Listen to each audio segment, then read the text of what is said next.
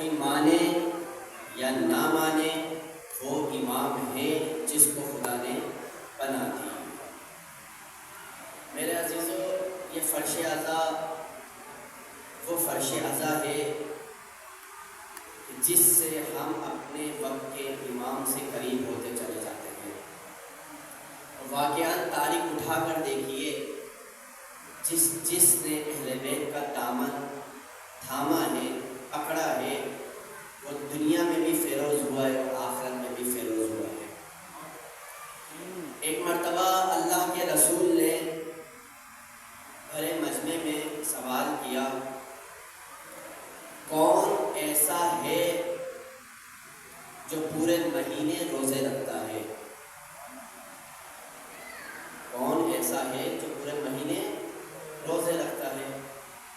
کوئی کھڑا نہیں ہوا، فقط ایک علی کا چاہنے والا کھڑا ہوا جس کا نام تھا سلمان فارسی۔ سلمان فارسی کھڑے ہوئے، کہا یا رسول اللہ، میں وہ ہوں جو پورے مہینے روزے رکھتا ہوں۔ پھر اللہ کے رسول نے پھر سوال کیا کہ کون ایسا ہے جو پوری رات عبادت کرتا ہے؟ کوئی کھڑا نہیں ہوا، دوبارہ سلمان فارسی کھڑے ہوئے، کہا اللہ کے رسول، میں وہ ہوں جو پوری رات عبادت کرتا ہوں۔ پھر اللہ کے رسول نے سوال کیا، کون ایسا ہے جو پوری رات قرآن کی تلاوت کرتا ہے؟ کوئی کھڑا نہیں ہوا، پھر سلمان کھڑے ہوئے، کہا اللہ کے رسول، میں وہ ہوں جو پوری رات قرآن کی تلاوت کرتا ہے۔ جب سلمان نے رسول کے ان 3 سوالوں کا جواب دیا تو ایک شخص کھڑا ہوا، کہا اللہ کے رسول، سلمان جھوٹ بول رہے ہیں۔ ہم نے اپنی آنکھوں سے دیکھا کہ سلمان پورے مہینے تو روزے نہیں رکھتے۔ سلمان نے کیسے ادعا کیا کہ پورے مہینے روزے رکھتا ہوں؟ اللہ کے رسول نے فرمایا، دیکھو، پہلے سلمان سے خود پوچھو، اس کے بعد پھر فیصلہ کرنا۔ اب اللہ کے رسول نے سلمان سے پوچھا، سلمان بتاؤ کیسے پورے مہینے روزے رکھتے ہو؟ کہا اللہ کے رسول، میں پورے مہینے میں 3 دن روزے رکھتا ہوں۔ پورے مہینے میں 3 دن روزے رکھتا ہوں۔ تو کہا پھر پورے مہینے کے کیسے روزے ہو گئے؟ کہا اللہ کے رسول، خود خداوند عالم نے قرآن مجید میں ارشاد فرمایا ہے، من جاء بالحسنہ فلہ عشرہ، اگر کوئی ایک نیکی کرے تو خداوند عالم اس ایک نیکی کے بدلے میں اس کو 10 نیکیوں کا ثواب عطا کر دیتا ہے۔ جو کہ آپ نے اگر کوئی ایک نیکی کرے تو خداوند عالم اس کو ایک نیکی کے بدلے میں 10 نیکیوں کا ثواب عطا کر دیتا ہے۔ اب اللہ کے رسول، میں نے 3 نیکیاں کی، 3 دن روزے رکھے، اب 3 کو ملٹیپلائی کریں 10 نیکیوں سے تو کتنے ہو گئے؟ 30 ہو گئے۔ اب میں گویا پورے مہینے روزے رکھتا ہوں۔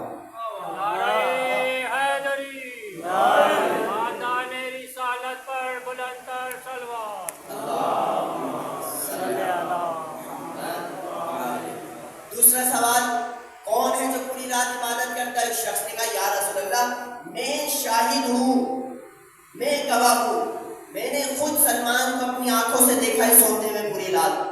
سلمان نے کیسے ادعا کر دیا؟ اللہ کے رسول نے کہا سلمان خود بتائیں گے، پھر اس کے بعد فیصلہ کرنا۔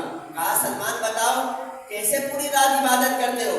کہا اللہ کے رسول، آپ ہی نے فرمایا ہے رات کو سونے سے پہلے اگر کوئی شخص وضو کر کے سوئے تو گویا ایسا ہے اس کی پوری رات عبادت میں جاتی ہے۔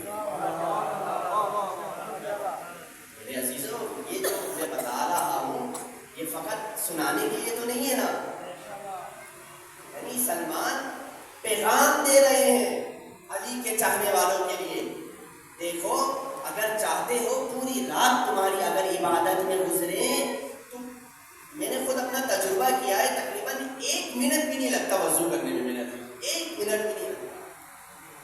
میں کہتا ہوں بے عقل کوئی انسان ہوگا جو 1 منٹ کی خاطر پوری رات کی عبادت کو کھو بیٹھے۔ فرض ادا کا مقصد یہ ہے کہ یہاں پر آئے انسان کچھ سیکھ کر یہاں سے جائے نا، جب یہاں پر آئے گا تو کچھ سیکھے گا، پھر اس کی کردار کے اندر چینجنگ نظر آئے گی، اس کی سیرت کے اندر چینجنگ نظر آئے گی۔ اب سلمان نے کہا میں پوری رات عبادت میں رہتا ہوں، کیوں وضو کر کے سوتا ہوں؟ اب تیسرا سوال کیا تھا؟ کون ہے جو پوری رات قرآن مجید کی تلاوت کرتا ہے؟ تو سلمان نے کہا اللہ کے رسول آپ ہی نے فرمایا تھا کہ علی کی مثال سورہ توحید کی طرح ہے، علی کی مثال سورہ توحید کی طرح ہے۔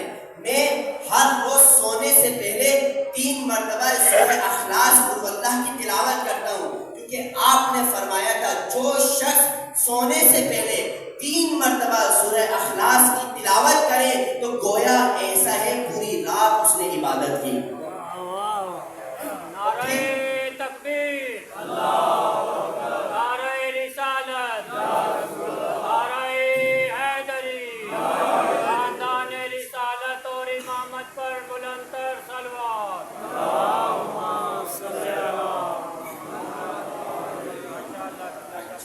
پھر اللہ کے رسول نے ارشاد فرمایا تھا دیکھو سورہ اخلاص علی کی مثال سورہ اخلاص کی طرح ہے، قل اللہ کی طرح ہے۔ کہا گویا ایسا ہے کہ اگر جس نے 1 مرتبہ پڑھی تو 1/6 اس کا ایمان کامل ہوا، جس نے 2 مرتبہ پڑھی 2/6 اس کا ایمان کامل ہوا، جس نے 3 مرتبہ پڑھی اس کا ایمان کامل ہو جائے گا۔ پھر اللہ کے رسول نے فرمایا جو فقط زبان سے علی کی محبت کا دعویٰ کرے تو اس کا 1/6 ایمان مکمل ہوا ہے، جو زبان کے ساتھ ساتھ دل میں بھی علی کی محبت رکھے 2/6 ایمان اس کا مکمل ہوا ہے، جو زبان کے ساتھ عمل کے ساتھ دل کے ساتھ بھی اگر علی کی محبت رکھے سمجھو اس کا ایمان کامل ہو جائے۔ نعرہ حیدری، یا علی یا علی یا علی مدد حق ہے، حضرت علی مرتضیٰ امیر المومنین علیہ السلام بلند تر صلوات۔ یہ ہے سلمان کی معرفت۔ تو میرے عزیزو یہ فرش عزا عبادت بھی ہے، لیکن عبادت سمجھ کر اگر اس کو آپ عبادت بجا لائیں۔ اکثر لوگ یہ پوچھتے ہیں قبلہ کیوں نہیں چینجنگ آ رہی، اتنی عزاداری ہو رہی ہے، اتنی مجلس اعضا ہو رہی ہے؟ نہیں میرے عزیزو، 2 چیزیں ہمارے پاس، نماز عبادت بھی ہے اور رسم بھی ہے، ایک رسم ہے ایک عبادت ہے، اسی طریقے سے عزاداری بھی عبادت بھی ہے اور رسم بھی ہے۔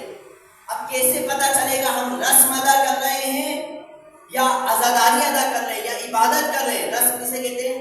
جو چلتی ہوئی آ رہی ہے۔ مثلا پچھلے سال عزاداری ہوئی تھی، کالے کپڑے پہنے تھے، اس بار کے ماہ محرم کا چاند افق پہ نمودار ہوگا، کالے کپڑے پہنیں گے، ہاتھوں میں زنجیریں پہن لیں گے، کڑے پہن لیں گے، بس مولا کو بتا دیں گے کہ مولا ہم بھی آپ کے عزادار۔ یہ ہوئی رسم جو چلتی ہوئی آ رہی ہے۔ عبادت کیا چیز ہے میرے عزیزو؟ عبادت یہ ہے کہ دیکھو پچھلے سال جو تم نے عزاداری برپا کی تھی، اب اس سال فرش عزا پر آ کر دیکھو، اس مجلس عزا سے اٹھنے کے بعد تمہارے کردار میں فرق نظر آ رہا ہے یا نہیں؟ اگر تمہارے کردار میں فرق نظر آ رہا ہے تو سمجھو تم نے عبادت کی ہے اللہ۔ لیکن اگر تمہارے کردار میں تمہاری سیرت میں فرق نظر نہیں آ رہا تو گویا ایسا ہے کہ یہ عزاداری تم نے ایک رسم سمجھ کے ادا کی۔ میرے عزیزو خدا نہ کرے ہم اس عزاداری کو رسم بنا دیں، نہیں میرے عزیزو، اس عزاداری کو ہمیں بچا کر رکھنا ہے، اس عزاداری کی تقدس کو بچا کر رکھنا ہے ہمیں۔ اب اللہ کے رسول نے ارشاد فرمایا قرآن مجید میں آیت آئی بسم اللہ الرحمن الرحیم وَمَن يُطِعِ اللَّهَ وَالرَّسُولَ، جو بھی اللہ اور اس کے رسول کی اطاعت کرے گا خدا بند عالم اس کو صدیقین کے ساتھ نبیین کے ساتھ شمار کرے گا۔ 2 چیزیں میرے عزیزو ہمارے پاس، ایک اللہ کی اطاعت، دوسری نبی کی اطاعت۔ اب انصاف سے آپ بتائیے گا اطاعتیں ہمارے پاس کتنی ہیں؟ 2 اطاعتیں، ایک اللہ کی اطاعت، ایک اس کے رسول کی اطاعت۔ آیا ایسا ہو سکتا ہے مثال کے طور پر اللہ بولے مغرب کی 4 رکعت نماز پڑھو اور رسول بولے مغرب کی 3 رکعت نماز پڑھو، تو انصاف سے بتائے گا کس کی بات مانیں گے؟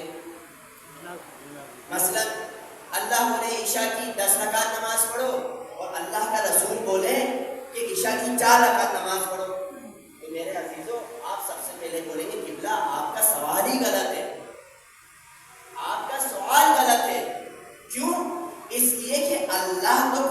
کہتا ہی نہیں ہے، جو کہتا ہے محمد کے وسیلے سے کہتا ہے۔ اللہ تو خود کلام ہی نہیں کرتا، جو کچھ کہتا ہے اللہ محمد کے وسیلے سے کہتا ہے۔ اب پتہ چلا جو محمد دے اس کو لے لو۔ اللہ بھی خود اگر کلام کرنا چاہتا ہے تو محمد کے وسیلے سے کلام کرتا ہے۔ میرے عزیزو، ہم کون ہوتے ہیں جو وسیلے کے منکر ہو گئے؟ ہم کون ہیں جو وسیلے کے منکر ہو گئے؟ میں منکرین وسیلوں سے فقط ایک بات کرتا ہوں، فقط ایک بات کہا، دیکھو اگر درمیان میں ماں باپ کا وسیلہ نہیں ہوتا تو تم بھی دنیا میں وجود نہیں لاتے۔ اگر درمیان میں ماں باپ کا وسیلہ نہیں ہوتا تو تم بھی دنیا میں تشریف نہیں لاتے۔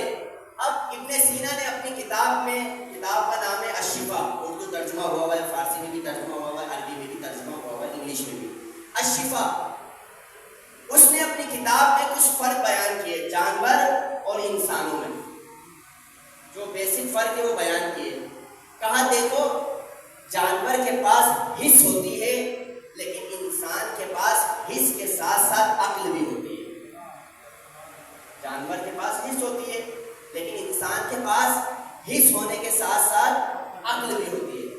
دوسرا فرق یہ بتایا کہ دیکھو انسان مستقبل کا، فیوچر کا فیصلہ کر سکتا ہے جبکہ جانور مستقبل کا فیصلہ نہیں کر سکتا۔ اور ایک جو بنیادی فرق بتایا وہ یہ بتایا کہ دیکھو جانور اپنی غذا کے آگے اپنے سر کو جھکا دیتا ہے لیکن انسان غذا کے آگے اپنے سر کو نہیں جھکاتا۔ بول کیا آپ نے یہ فرق؟ جانور غذا کے آگے، رزق کے آگے اپنے سر کو جھکا دیتا ہے کھانے کے لیے لیکن انسان اپنے سر کو نہیں جھکاتا۔ یعنی کیا مطلب؟ خدا کو یہ پسند نہیں ہے کہ اس کا بندہ اس کے رزق کے آگے سر کو جھکائے۔ اب خدا کیا، خدا یہ نہیں کر سکتا کہ رزق کو اڑا کر ہمارے منہ میں ڈال دیتا؟ کر سکتا تھا؟ نہیں کر سکتا تھا۔ ان اللہ علی کل شیء قدیر، خداوند عالم ہر شے پر قدرت ہے خداوند عالم کی، لیکن خداوند عالم نے ایسا نہیں کیا بلکہ خداوند عالم نے لقمے پر وسیلے کا محتاج بنایا، لقمے پر وسیلے کا محتاج بنایا۔ کہا دیکھو اپنے ہاتھوں سے اٹھاؤ رزق کو پھر اپنے منہ میں ڈالو۔ میرے عزیزو، جب ہم دنیا میں آئے ہیں تو دنیا میں ہمیشہ دو چیزوں کے محتاج رہے، ہم دو وسیلوں کے محتاج رہے۔ مثلا آپ دیکھتے ہیں، کن آنکھوں سے دیکھتے ہیں؟ دو آنکھوں سے دیکھتے ہیں۔ چلتے ہیں دو پاؤں سے چلتے ہیں، اٹھاتے ہیں دو ہاتھوں سے اٹھاتے ہیں، سونگھتے ہیں ناک کے دو سوراخوں سے سونگھتے ہیں، چباتے ہیں منہ کے دو چبڑوں سے چباتے ہیں۔ تو میرے عزیزو پوری زندگی میں دو کے محتاج رہے تو خداوند عالم یہ بتانا چاہ رہے ہیں کہ دیکھو پوری زندگی تمہاری دو کی وجہ سے چلتی رہی، جب آخرت میں آنا تو ایک نہیں لے کر آنا، دونوں کو لے کر آنا، ایک قرآن کو لے کر آنا، دوسرے اہل بیت کو لے کر آنا۔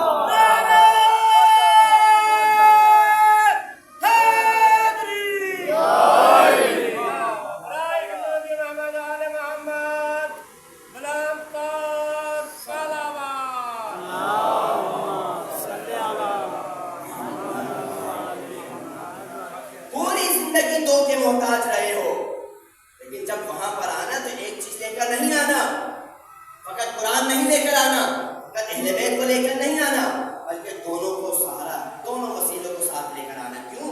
اس لیے کہ قرآن مجید نے ارشاد فرمایا ہے بسم اللہ الرحمن الرحیم یا ایھا الذین آمنوا اتقوا اللہ وابتغوا الیہ وسیلہ، اے ایمان لانے والو تقوی اختیار کرو اور اپنے آپ کو وسیلے تک پہنچاؤ۔ میرے عزیزو قرآن مجید کی سورہ انعام کی آیت ہے یہ، کیا ارشاد فرمایا؟ اپنے آپ کو وابتغوا الیہ وسیلہ، وسیلے تک پہنچاؤ، تلاش مت کرو۔ وسیلے کو تلاش نہیں کرنا ہے، وسیلہ بنایا ہوا ہے۔ وَجَعَلْنَاهُمْ أَئِمَّةً جس کو ہم نے بنایا ہے یہی تمہارا وسیلہ ہے. انہی کو لے کر آنا, ان کے دامن کو تھام لے کر. بس میرے عزیزوں, آج شب عاشور ہے. حسین نے آج کی رات کی مہلت مانگی دشمنوں سے. واقعاً کون ہے یہ حسین؟ وہ حسین کہ جس نے اپنا سب کچھ قربان کر دیا کربلا. کس کے خاطر؟ خدا کے دین کے خاطر. اب انصاف سے بتانا, وہ خدا, وہ حسین جو سب کچھ اپنا قربان کر دے خدا کے خاطر, اب وہ خدا خدا ہو کر کیا کچھ نہیں دے سکتا حسین کو؟ اگر اپنی خدائی بھی حسین کو دے دے وہ بھی کم ہے میرے اندر, وہ بھی کم ہے. ایک روایت فقط آپ کی خدمت میں پیش کروں. ارشاد فرماتے ہیں, روایت ہے سیف ابن تمار سے, نقل کرتے قال سیف ابن تمار قال ابی عبداللہ علیہ السلام زائر الحسین مشفع فی یوم القیامہ لمئتی ولو وجبت لہم الجہنم. عجیب روایت ہے میرے عزیزوں. امام جعفر صادق علیہ السلام نے ارشاد فرمایا, صلی اللہ محمد وعلی محمد, ارشاد فرمایا جو شخص بھی حسین کا زائر ہوگا وہ قیامت کے دن پوری امت کی شفاعت کروا سکتا ہے. سبحان اللہ. ایک زائر امام حسین علیہ السلام کا لمیعتی و بعض روایت میں ہے 100 لوگوں کی شفاعت کروا سکتا ہے. وہ کون سے 100 لوگ ہوں گے؟ روایت میں آیا وجبت, واجب ہو گئی ہوگی ان کے اوپر جہنم. لیکن ایک زائر امام حسین علیہ السلام اس کو جہنم سے نکال کر جنت کی طرف گئے. کیا مقام ہے زائر امام حسین کا؟ میں نے کہا وہ خدا ہو کر اگر اپنی خدائی بھی دے دے حسین کو وہ بھی کم ہے. پھر ارشاد فرمایا میرے مولا نے سدیر سے, اے سدیر حل تزور زائر امام زوار حسین علیہ السلام فی کل یوم, سدیر پورے دن میں حسین کی زیارت کو جاتے ہو؟ سدیر نے کہا جبلت فدا کا, میں آپ پر فدا ہو جاؤں. فقال اللہ, کہا مولا نہیں, میں پورے دن حسین کی زیارت کو نہیں جاتا. میرے مولا نے ارشاد فرمایا اجفاکم, تم نے جفا کر دی ہے حسین کے ساتھ. کہا هل تزورونی هل تزورونہ فی کل جمعہ, اگر پورے دن نہیں جاتے ہفتے میں ایک بار جاتے ہو حسین کی زیارت کرنے کے لیے؟ فقال اللہ, کہا مولا نہیں میں نہیں جاتا. پھر امام نے کہا فی کل شہرین, مہینے میں جاتے ہو ایک بار حسین کی زیارت کرنے کے لیے؟ فقال اللہ, کہا مولا نہیں. کہا فی کل سنتین, سال میں جاتے ہو حسین کی زیارت کرنے کے لیے؟ کہا مولا کبھی کبھار سال میں حسین کی زیارت میں چلے جاتا. پھر میرے مولا نے ارشاد فرمایا تم نے بہت بڑی جفا کر دی.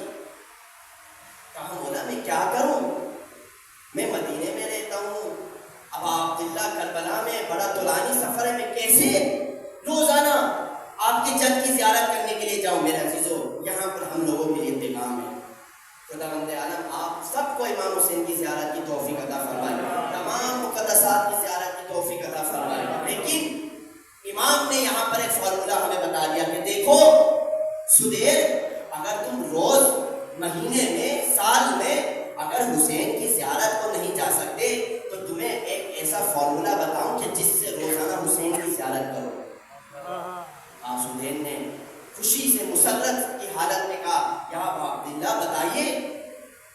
تو امام نے کہا اے سدیر, ہر روز مکان کی چھت پر جا کر دائیں دیکھنا بائیں دیکھنا, کربلا کا رخ کرنا اور بولنا السلام علیکم یا ابا عبداللہ. گویا ایسا ہے کہ تم نے کربلا میں امام حسین کی زیارت کر لی.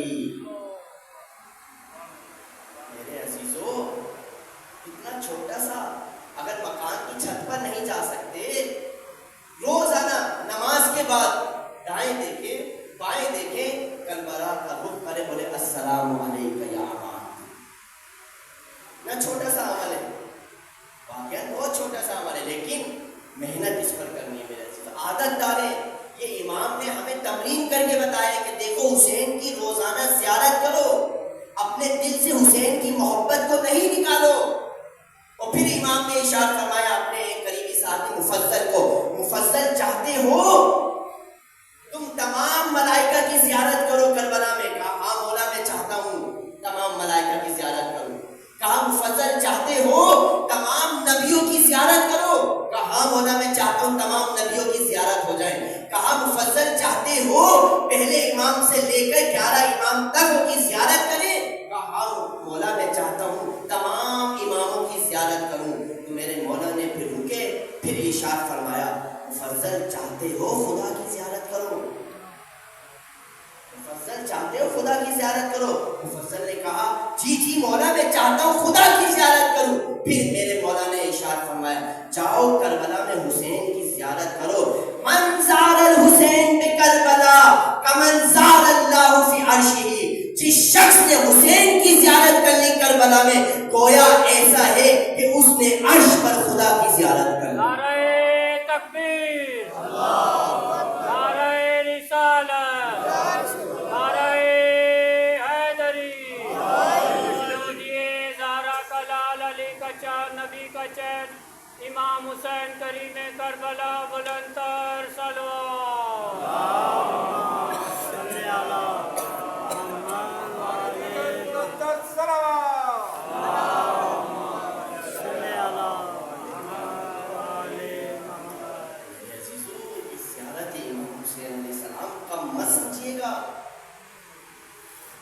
زبار امام حسین علیہ السلام، زبار کربلا، کیا کیا حسین کو فضیلتیں نہیں ملی۔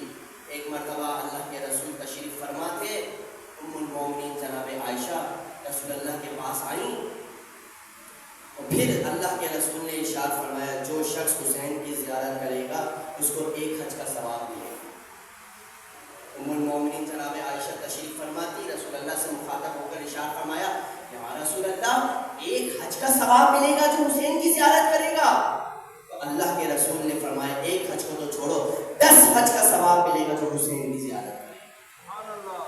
پھر ام المومنین نے کہا یا رسول اللہ 10 حج کا ثواب ملے گا؟ اللہ کے رسول نے فرمایا 10 حج کو چھوڑو جو حسین کی زیارت کرے گا اس کو 70 حج کا ثواب ملے گا۔ پھر ارشاد فرمایا یا رسول اللہ 70 حج کا ثواب ملے گا؟ کہا 70 حج کو جو چھوڑو 70,000 حج کا ثواب ملے گا جو حسین کی زیارت کرے گا۔ نعرہ حیدری، مولودیے سید الشہداء مظلوم کربلا حضرت امام حسین علیہ السلام بلند تر صلوات۔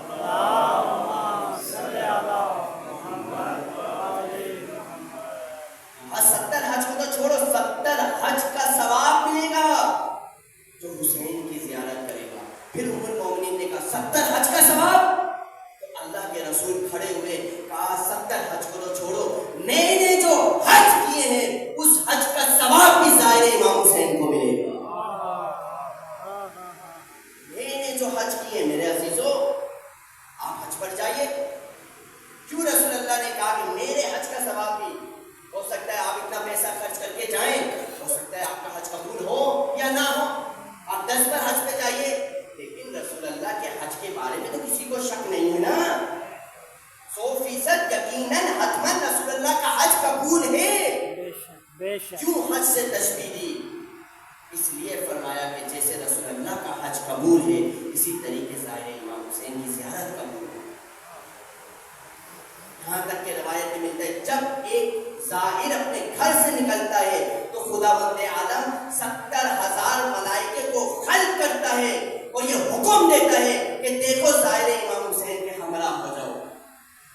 جب تک یہ امام حسین کی زیارت کرتا جاتا ہے اس وقت تک اس کے ساتھ رہو اور جب تک یہ واپس اپنے گھر پر نہ آ جائے اس کے لیے استغفار کرتے رہو۔ میں اکثر ظاہرین کی خدمت میں پیش کیا کرتا ہوں میرے عزیزوں آپ لوگ زیارت کر کر آئے، خداوند عالم آپ کی زیارت کو قبول کرے، جو نابین کی زیارت کرنے کی توفیق عطا فرمائے۔ زیارت کر تو لی ہم نے، اب اس سے بڑی ہماری ذمہ داری بنتی ہے کیا؟ اس زیارت کے تقدس کو بچا کر رکھنا۔ اکثر میں دعا دیتا ہوں کہ آپ لوگ آ تو گئے زیارت پہ، ایران جو کہ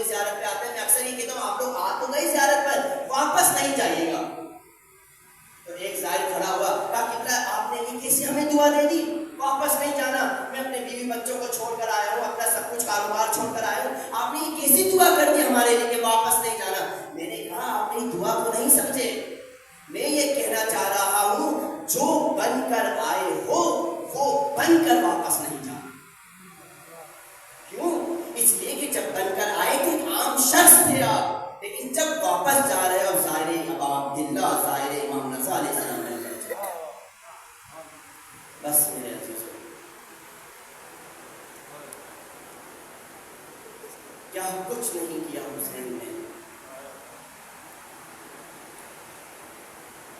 خداوند عالم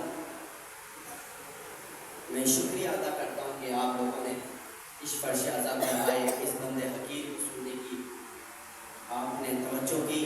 میں کیا شکریہ ادا کروں گا؟ اس فرش عزا کا جو حقیقی وارث ہے وہ آپ کا شکریہ ادا کرے گا کہ آپ آئے اس فرش عزا پر.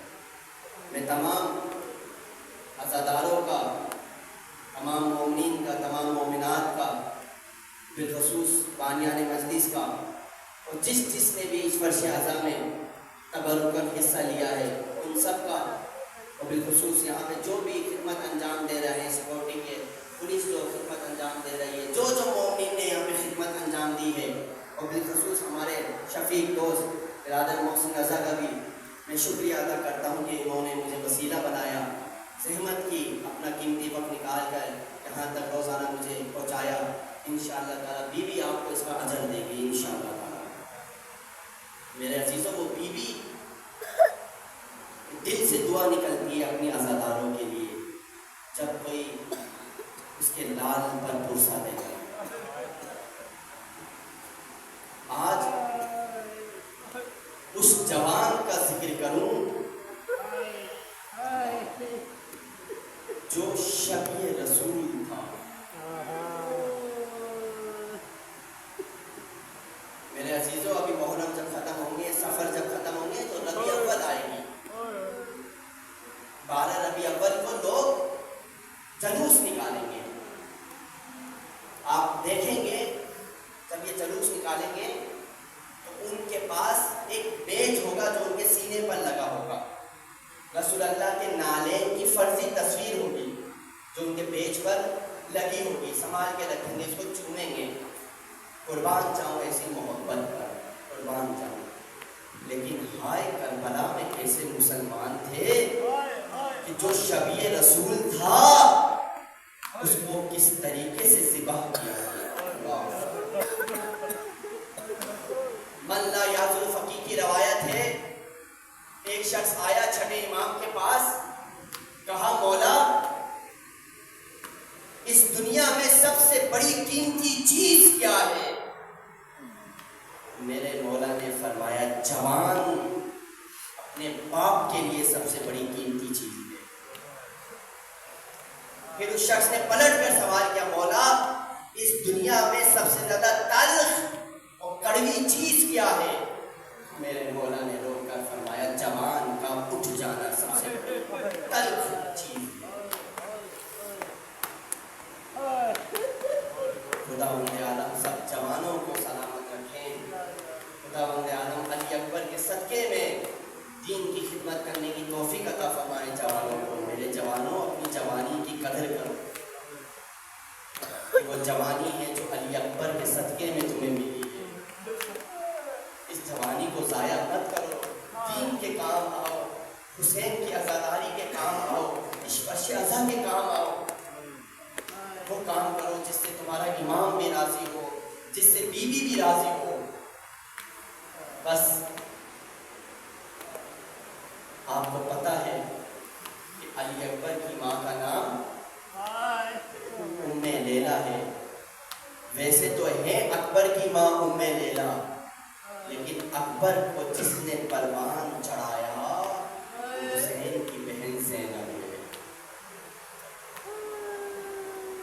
آئے خیموں میں تو میرے عزیزوں یاد رکھیے گا، پہلا شہید بنی ہاشم کا جس کو امام حسین علیہ السلام نے مقتل گاہ کی طرف بھیجا، پہلا شہید علی اکبر.